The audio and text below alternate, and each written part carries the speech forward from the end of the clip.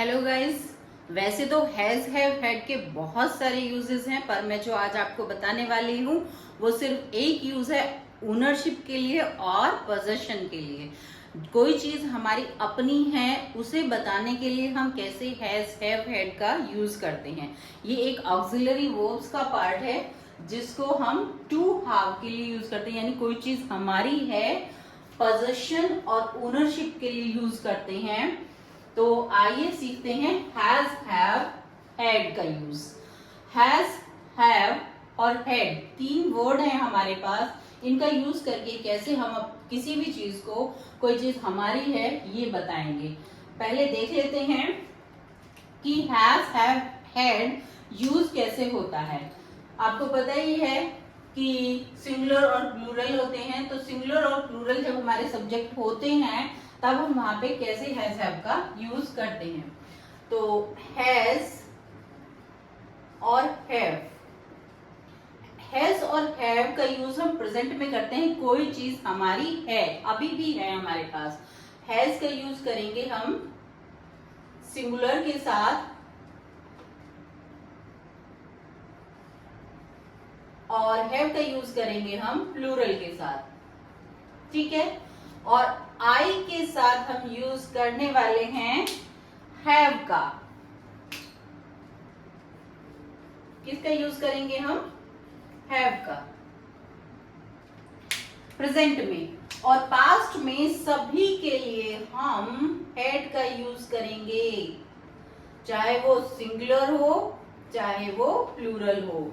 तो singular plural दोनों के लिए हम हैड का यूज करेंगे कि पास्ट में कोई भी चीज हमारी थी, ठीक है। देख लेते हैं, फॉर्मूला देख लेते हैं। सब्जेक्ट प्लस हैज हैव और हैड, एक चीज पुट करेंगे हम जो भी हमारे सब्जेक्ट के अकॉर्डिंग होगी, सेंटेंस के अकॉर्डिंग होगी, एंड नाउन। सब दूसरा फॉर्मूला है subject plus has have had plus got plus noun. तो यहाँ पे हम जब गोट को लिखते हैं, यहाँ पे अगर हम किसी भी सेंटेंस में गोट लगा देते हैं हैज हैव हैड के साथ, तो उस ऑब्जेक्ट की, उस नाउन की इंपॉर्टेंस बढ़ जाती है। तो वहां पे जब हमें नाउन की इंपॉर्टेंस बढ़ानी हो तब हम गोट का यूज करते हैं। आइए कुछ एग्जाम्पल के थ्रू समझते हैं। जैसे मेरे पास एक कार है, आई हैव अ कार। हमने सब्जेक्ट पुट किया, मैं आई have a car, have put किया बिकॉज आई टोल्ड यू आई के साथ हैव का यूज करेंगे। तो मेरे पास कोई भी चीज है, इससे हम बहुत सारे सेंटेंस बना सकते हैं I say. I have a pen, I have a kite.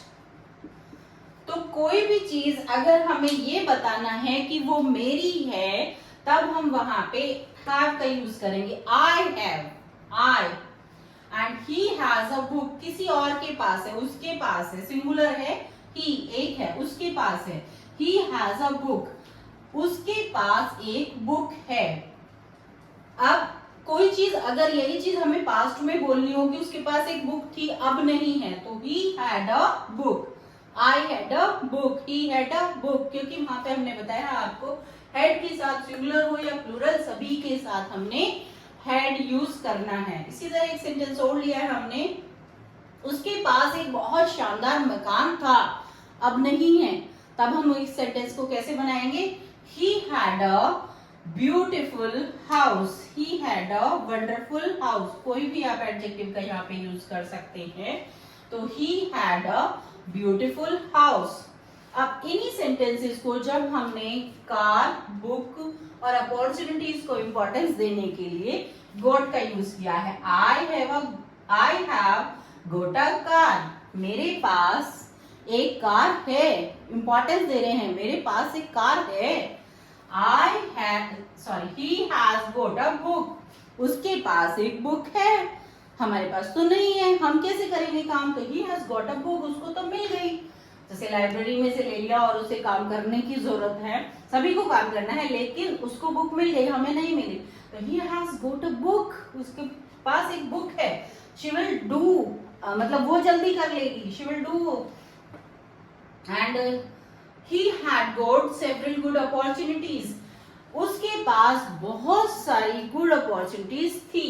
तो यहाँ पे हमने गुड का यूज किया है, यानी कि उसको मिली थी बहुत सारी अपॉर्चुनिटीज, बट उसने उनका फायदा नहीं उठाया है।